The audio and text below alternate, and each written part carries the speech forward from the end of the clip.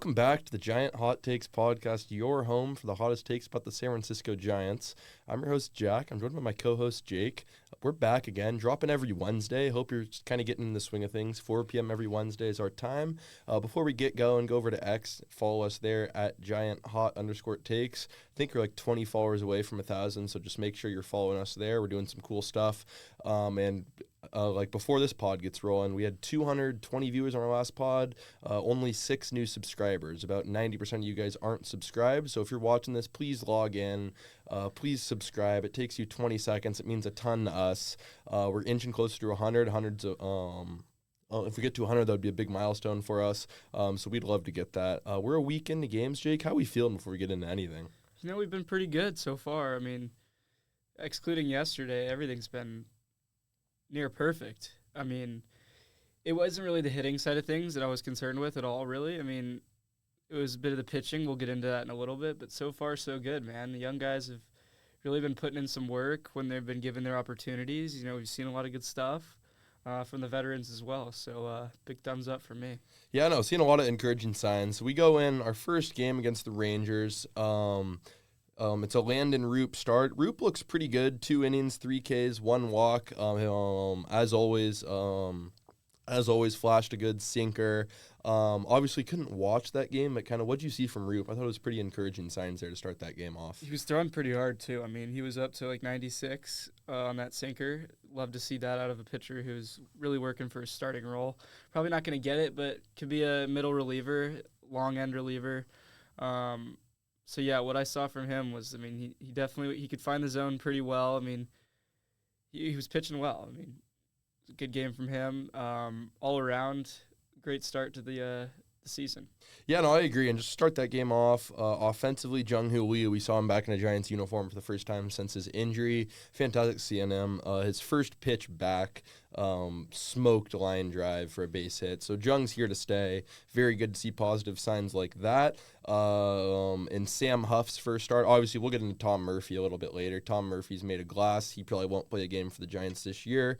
Sam Huff hits a bomb on his first at-bat. I think it was like 430. It was a tank. Kind of what have you seen from Huff just based off this first game? I know it was kind of his only good swing so far, but he's got a decent chance to win that backup catcher's role, I'd imagine. Yeah, it's really between just him and Stassi now, with Murphy out for probably a long period of time. That's kind of what I expected out of a guy like him. He's a bigger dude. He's got some flash in the bat. Hit a 500-foot home run in a scrimmage game a couple years back with the Rangers, and that's kind of really what opened my eye about his power. Anyone who can hit a ball that far is, they're a potential home run threat. But obviously he's got some strikeout issues for a guy his size and the bat speed he has.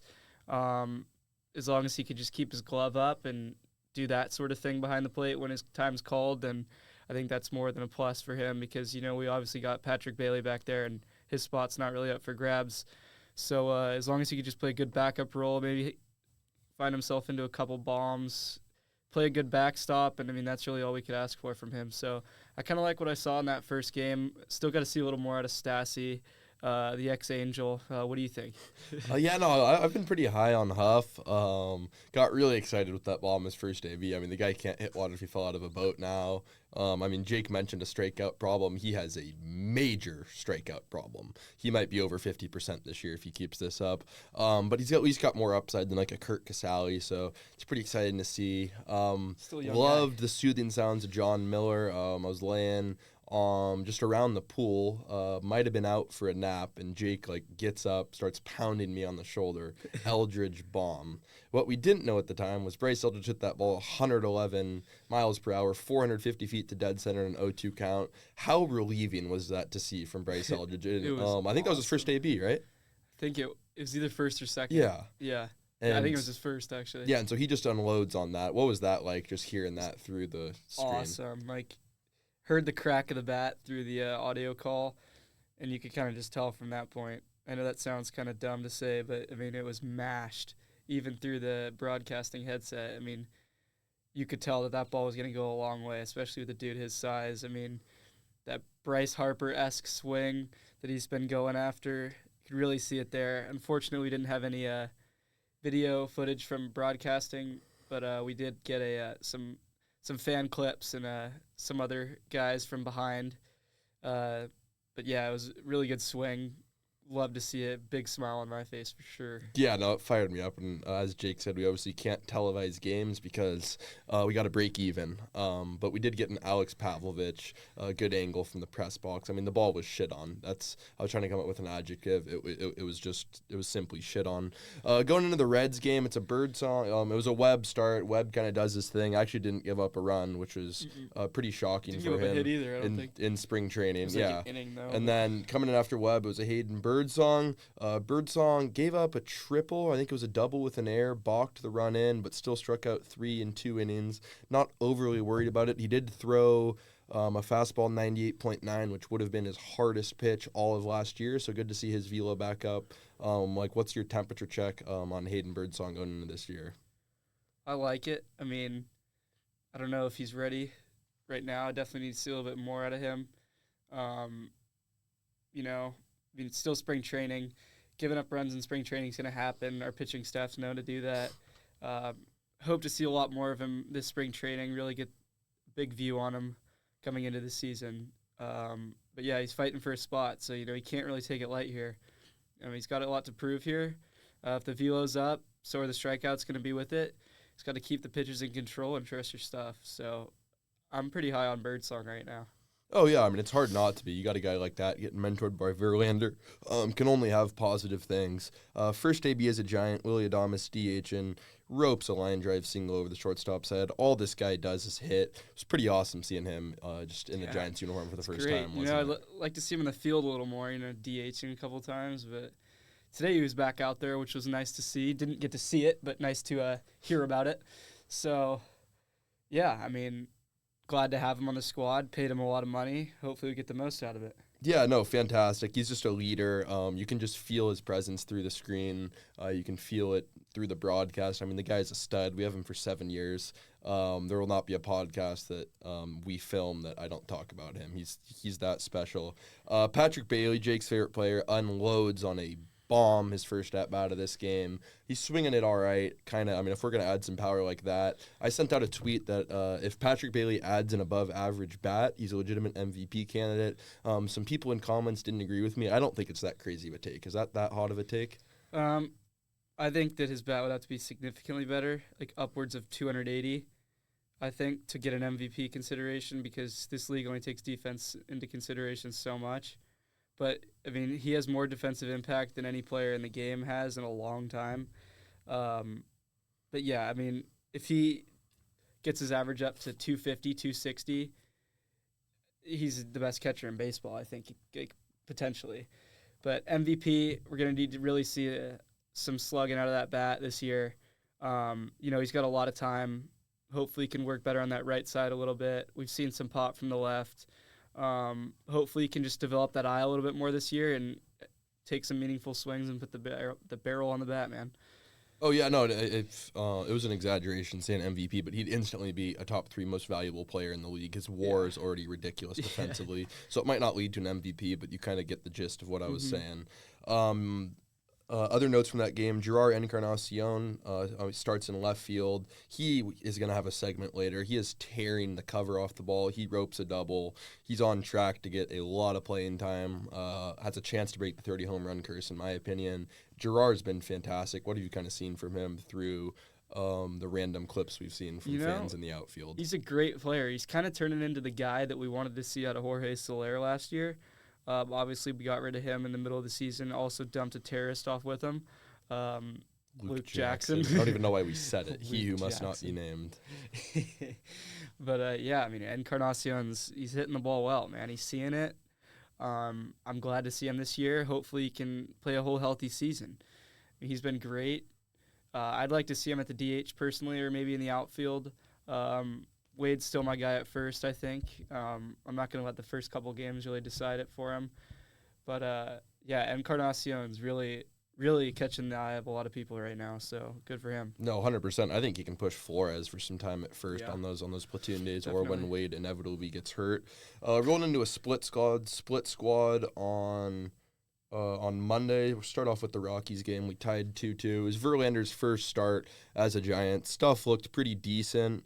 Struck out one, walked one, gave up a bomb to Toglia, I think. Yeah. Obviously couldn't watch. Verlander looked pretty decent. What we could see was a Jung-Hoo Lee home run. Pretty special swing. How nice was it to see him finally go yard in a Giants uniform again in 2025? I'd like to see it from the video, booth, how they actually normally have it, but get another fan cam from behind.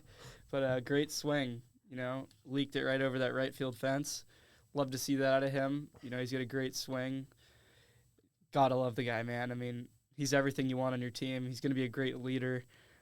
Just love the guy out there in center field. No, yeah, he's incredible. Not really much else offensively. Had an Adames base hit again. He's just going to get a hit every game, I guess. Ryan Walker throws 1 inning, 1 earned run. It's fine. Don't overreact. We get a Carson Wisenhunt appearance. Gets some ground outs, gets a fly out. Randy Rodriguez strikes out 2 in the 9th. So not many other notes from that game. The Angels game was much more entertaining, and we were actually able to watch this. And turning it on. Not a fun one. I wonder if Mason Black has committed any war crimes, because he probably should never step on the MLB field again. What'd you kind of see from Mason? Because we could actually see him just throwing 92 down the deck. So here's what happens, he walks a couple guys in the first inning, all right, and then gives up a big hit in the first inning, and then all of a sudden... To who? Freaking Jorge Soler sends one into orbit down that left field line, so we got a 3-0 game. Can't get out of the first inning. We bring in a savior. Can't even remember the guy's name. He gets out of the inning, no problemo. And then here's what we do. We decide to go back to Mason Black, put him in again, and you know what he does?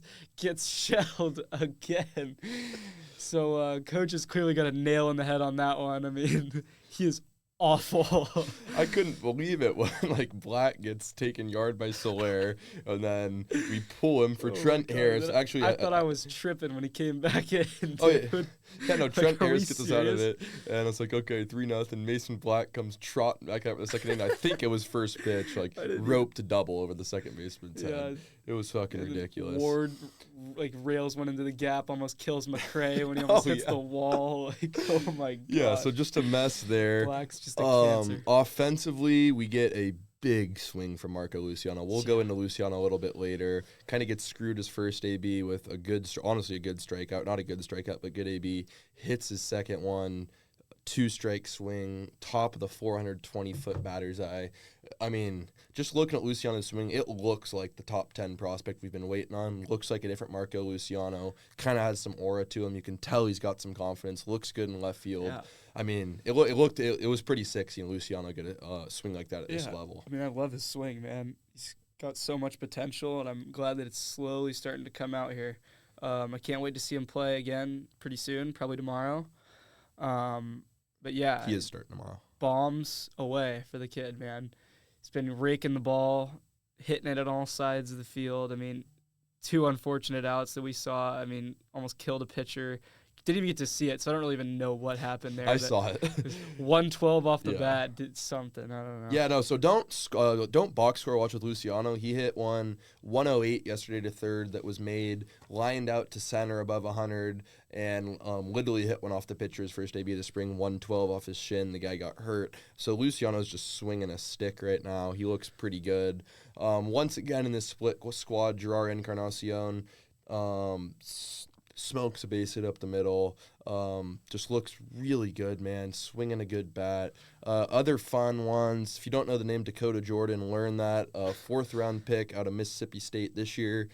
Got first-round money. Looked really good. Slapped a double. He should start high A. I'm not even sure where he's going to start. He'll be up in the bigs in quite a bit, but really good to see a young guy like that playing. I think James Tibbs III, our first-round pick, got some swings. So just good to see the young guys playing, No other real notes from this game. In the bullpen, McDonald looked good with 2 innings, 1 run. He's got a chance to make the team, but not much else. Rolling into the A's game. Oh, I forgot to mention, in the first game against the Rockies, Wade strikes out 3 times. So, I guess all for nothing with that brand new swing. What'd you kind of see with Wade? Not that you could see it. Yeah, I mean, that's why I mentioned earlier, I'm not going to let the first couple games really decide my thoughts on him fully. We got a lot of time left before the season, and these past couple of years he's been pretty solid, and he's been able to get on base, and he's got one of the best eyes in baseball. He's got to get those contact numbers up, though, and make sure he can stay healthy. Love to see him be able to hit against lefties a little bit more this year, but, it's probably not going to happen that much with a guy like Girard playing at the level he is. But, yeah, I'm not going to give up on him quite yet. Definitely not. He's a good veteran presence to have on this squad, so I'm really hoping he can figure it out with this new swing of his. Yeah, no, I hope so, and he's definitely earned the benefit of the doubt. He's been a very good player. I don't think he should be our leadoff. That's kind of a battle for a different day. Going into the A's game yesterday, Grant McCray is really struggling. He hit a bomb that first game, failed to mention, but he's 1 for 9 with 7 strikeouts. Contact is optional for McCray. I think he's kind of playing his way out of the opening day roster, but, I mean, he's still got all the potential. What do you kind of see with McCray's swing? It's too feast or famine for me right now. I think there needs to be some adjustments probably. I don't know exactly what, but striking out 7 out of 9 at-bats, it's just not going to play. There's obviously contact issues there. The power's there. We've seen it. But, contact comes before power, so he needs to make some sort of adjustment that puts the barrel on the bat, whether it be choking up, widening the stance, limiting the stride. Any of these small things to really help make that contact number go up. So definitely not going to give up on a guy like McCray yet. Super young. Start off in the minors, work his way back up. Who knows where he'll be within the next couple of days, if he'll figure it out or not. But definitely don't give up on McCray yet, everybody. So. Oh, yeah, no, definitely. We've seen with Ramos, do not give up on these prospects. Ramos was rough early on with the Giants, and now he's an all-star. Kind of seeing that career arc with Luciano. Luciano, this game, we just talked about it, lines out and grounds out, both above 100 miles an hour. Drew a good walk, so Luciano's clearly seeing the ball really well. Gerard Encarnacion, once again, 2 for 3, hits a ground rule double with the bases loaded, adds an RBI there. He's just looking fantastic. We'll keep talking about it. If you've seen us on Twitter, I'm just kind of glazing Encarnacion. It's 100% valid, though. We get a start here for Robbie Ray. Robbie Ray, 2 innings, 1 hit, 3 strikeouts, added a new pitch. You want to tell us about that new pitch, Jake? I'm pretty ecstatic about it. Tariq Skubal, AL Cy Young in 2024 of the Detroit Tigers, also a left-handed hard-throwing pitcher, taught Robbie Ray his changeup grip, which was his best pitch last season. Robbie Ray's been using this pitch, and it looks really good. 2 innings, 3 Ks for Robbie Ray. Love to see it out of the former Cy Young winner, man. Robbie Ray, with a similar arm slot as Tariq Skubal, could really find this grip to be effective, I'm sure. I would love to see him go back to his Cy Young self. Obviously, maybe not the exact guy, but, something that's a manageable 2, maybe 3 guy down the road this year. So shout out Tariq for that grip. Thanks, boss. Hopefully it does good wonders for us this year. And I hope we see you guys in the World Series. Yeah, no, seriously. Thank you, Skubal. I mean, we can hang a Skubal jersey if he brings Robbie Ray back to the promised land. I saw a tweet from somebody, I don't know who it is, so I apologize for not giving credit, but said Ray might be the biggest X factor on this team because you have a Cy Young candidate in Webb, and if Ray can bounce back to that extent, that extends our innings a lot. He can eat up some innings. The bullpen was obviously very overworked last year, so if you can get some length out of Ray and have him be a legitimate 2 guy, it kind of changes this whole team. Other notes, Matos keeps hitting, haven't mentioned him. It's nothing sexy, no extra base hits, I don't believe, but he just keeps kind of slapping singles, which is 0 complaints. Still kind of the Luis Matos we saw last year, chasing a bunch. This was the first Eldridge start.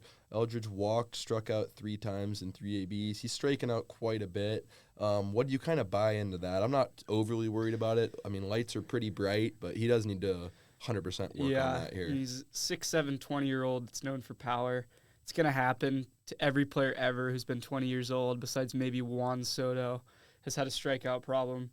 Guys like Mike Trout, Bryce Harper, we've seen these superstar players have strikeout problems throughout their career, or if not early in their career. So I'm not too worried about him. You never like to see strikeouts out of anybody on your team, especially out of a guy like Bryce Eldridge, who's this hyped up. But, we got so much time with him. I'm not too worried. I can't wait to see him a little bit more this spring training. Hopefully he can figure it out soon. If not, oh well. He's got a long road ahead of him. No, definitely. As we speak, he just grounded out to second. Looked like he hit it pretty hard. So, I mean, that's a step in the right direction for sure. He's got all the power in the world. I think he's still probably a very outside shot at making an opening day roster. Yeah. But, I mean, who knows? If he continues to hit bombs like that, there's a chance he could push his way here. I know it's his goal this year to play for the Giants, so I'd expect him up around September. If it's anything earlier than that, he's well ahead of schedule. Today, we're still alive, bottom of the 8th as we film this against the Cubs, 4-4 game. Started Jordan Hicks today. Jordan Hicks comes out 97 to 100 with that sinker, gets into bases loaded, no outs in the first inning, works his way out of it, strikes out 3 in 1.1 innings. How big time would it be to have Jordan Hicks throwing upper nines the entire year? If he can find his spots and throw that, oh my gosh, he's unhittable. We've seen what he can do out of that closing role with the Cardinals. And dude was up to 105 with the most unhittable sinker. If he can just throw anywhere within 8 miles an hour of that, then that's just so perfect. Last year, he was down to 92 on that sinker at one point. So if we can keep it ramped up, that would be just absolute A+ from the guy, because we know his stuff is there. Just as long as he can locate and find his velo that we all know he has, he can be legitimate like he was early on last season. Yeah, no, it would be big time. Other notes from this game: Jung-Hoo Lee gets hit by pitch. We get a Willy Adames single. Jung-Hoo Lee goes first to third, scores on a pass ball. That, for me, I tweeted it out, that is one of the biggest reasons I would lead off Jung-Hoo Lee, because I think if that's Wade leading off there and Wade draws a walk, I don't think Wade goes first to third. I do not think Wade scores on a pass ball. So you're kind of leaving runs out there with Wade leading off. Valuable guy to have in the lineup, sure. Don't know about the leadoff. Adames goes 2 for 3 again, hitting 500 above 1,000 OPS in a very small sample size, but the guy's just hitting. Chapman logs his first hit of the spring, also draws a walk. Casey Schmidt takes Shota Imanaga yard. Stud. That's not, as Jake said as we were walking here, that's no joke, taking Shota yard. Flores rakes a double, and we're just going to keep saying his name. Gerard Encarnacion hits another double. Special stuff there. What's kind of your takeaways from this game here? Strikeouts are a huge problem. 12. That's just, never going to cut it. Going to some of the Padres games and seeing him strike out 3 times a game was just eye-opening. And then we come back here and play the exact same way with the strikeouts. Yet again, it is Imanaga who we faced, but 12 strikeouts is absurd. Got to cut that definitely down by at least 4. And 8 is okay. If you're 8 a game, I'll take that. If you could be 8 every single game and play a consistent offense and defense around it, then that's perfectly fine. But if you're going to strike out 12 times, then it's just you're not going to win a lot of games and have a lot of momentum doing that. Because if you're not putting the ball in play, then there's no chance for error, no chance to get on base. No, yeah, it is quite shocking because we're in San Diego. We're in San Diego. We both go to San Diego State. If you didn't know that, we go to quite a few Padres games just to see some live baseball, and it is very shocking seeing them only strike out 3 times a game. And they put pressure on defense. They have guys that run. Adames stole a bag today, which was fantastic. I'm a big believer that we need to steal bags and put pressure on defenses. So yeah, we just need to play ball and play. I mean, it's very cliche to say, but ball and play, steal some bags, put some pressure on the defense, because we aren't going to be a team that's going to be a slugfest team and outscore a bunch of teams. But if we can steal some runs that way, our bullpen and pitchers will pick us up. Going into some temperature checks about these spring training battles, DH, I think it's Encarnacion's job to lose currently. He's also playing in the outfield and first base, giving you a lot of flexibility. Do you think that's fair to say, or do you think, based off track record, you think they're still going to roll with Flores for a solid portion of the year? I think Gerard's been definitely more impressive. If he keeps up what he's doing right now and continuously hits like this, I'm not saying exactly, but if he can stay over 300 in the entire spring training, I think the job's his. If Flores cools down a ton and doesn't do anything for the rest of spring, then I still think the job is his. But with similar outputs between the both of them, I still think they're going to lean towards Flores just because he's a veteran and we've seen him out there and he knows how to perform under pressure and he's got a great eye. But I think they're just going to give it to whoever really performs a lot better than the other. I'm going with Gerard right now. That's who I want out there. But we still got a lot of spring left, so we'll have to see. I'd much rather roll the dice with a 27-year-old who's got 30 home run power. There's a spot for both of them potentially against lefties. You sit Yaz, you can maybe play Gerard in the outfield and start Flores. But, I mean, there's kind of a lot of competition with Luciano coming up. Matos is a good player. I just kind of get frustrated when we're still wasting roster spots on guys like Flores who aren't going to help us win the World Series this year and aren't going to do it in the future, where a guy like Encarnacion or Matos or Luciano are in our future plans. We kind of need to figure out what we have with them. So we'll see. I'm kind of with Jake there. They're probably going to lean Flores if it's even close, but it's not close right now the way they're playing. So Gerard needs to keep breaking for the sanity of me, the sanity of Jake. The outfield, we kind of went in with the expectation that maybe it would have been Matos and McRae. McRae showed some flashes at the end of last year, but Luciano's kind of making it difficult on them, making some uncomfortable conversations. Where do you think the outfield stands right now? Obviously, we have our 3 starters, but there's a 4th spot open with some potential DH flexibility for sure. I think it's Luciano and Matos and Encarnacion hybrid in a way, just because he's also got that first base DH potential. But, I mean, Luciano's been so good, it's kind of hard to overlook that right now. And especially out of a guy who we know has more potential than anybody on this roster, to finally be panning out a little bit this spring is really eye-opening. So I think it's him and Matos right now. We've seen what Matos can do when he gets hot.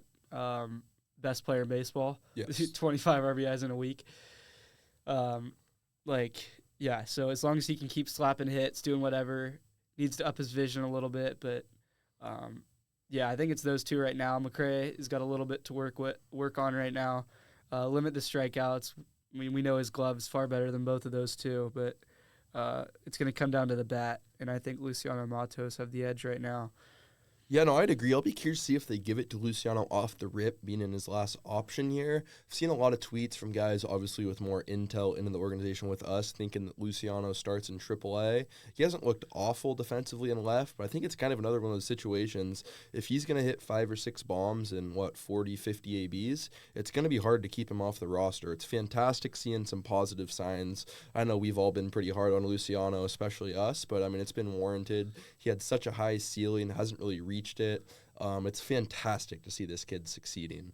I'm so excited talking about it. I hope he continues to rake. I hope he continues to make it a hard decision on somebody, and I hope he makes opening day roster, because that would be awesome. And if he does, if he continues and has a Ramos-type bounce back, I mean, what do you think that does for the future outlook of this organization, having some big-time young guys with Eldridge, Luciano, Ramos, all those guys? I mean, if they can pan out in the way that Ramos did, they'll look a lot like the young Orioles in the last 2 years, I think. I mean, there's a lot of young special talent on this team. We have some young leaders as well. I think that we could really be a dark horse team if these guys really start showing up. Yeah, no, it's definitely interesting. And, I mean, they obviously all won't pan out, but It's been pretty exciting kind of seeing some flashes. We didn't see many flashes last year, at least at the big league level. We had that one big week from Matos. Haven't seen anything from Luciano at that level. Saw a little bit from McRae. And I've been texting some buddies, grandpa, a lot of people about the vision of this organization. I've talked a lot about the vision. Shout out Lincoln Cats. Just like, we haven't had a vision in this organization for a long time. We kept Snell at the deadline. It's the first time watching these first couple games of spring training, I see a vision in the direction of this organization with some young guys coming up. Adames and Chapman here to stay on the left side. Frontline ace with Logan Webb. Is it fair to say, like, you're starting to envision what Posey sees in the next 5 years with this team? Yeah. I mean, he's trying to build something here. He's not going short term. I mean, we're doing some long signings. We're not doing these one-year deals. I mean, he's just trying to get stuff done. He's got some bridge players going, like Verlander, Flores, but I think that it's really a long-run build here. But at the same time, I think we have some competition right now. Yeah, no, I agree. It's definitely a longer term. It's a bridge year, quote unquote. But that doesn't mean this team can't win games this year. They're gonna. I think they're going to rely heavily on these young guys that we keep talking about. But they also have those bridge guys like Yaz, Flores, Verlander, which gives them a chance to win this year too, which is pretty fun. It's an interesting spot to be in. I can't wait for opening day. I don't know about you. We got about 29 days to get there. Just kind of counting it down. Got a game tomorrow. I believe it's televised, actually, so we get to watch this team play baseball. Awesome. Wade leading off, Luciano hitting 2, Lee hitting 3. I don't know after that, but I know that's a pretty good 3 to start with. You excited for tomorrow to watch this team play finally? I'm stoked. Let's get a win. Yeah, no, let's get a win. We appreciate you guys tuning in. If you haven't already, make sure to like and subscribe, drop a comment. We appreciate you guys tuning in. Stay tuned for next Wednesday. I'm Jack. I'm Jake. Thanks for tuning in.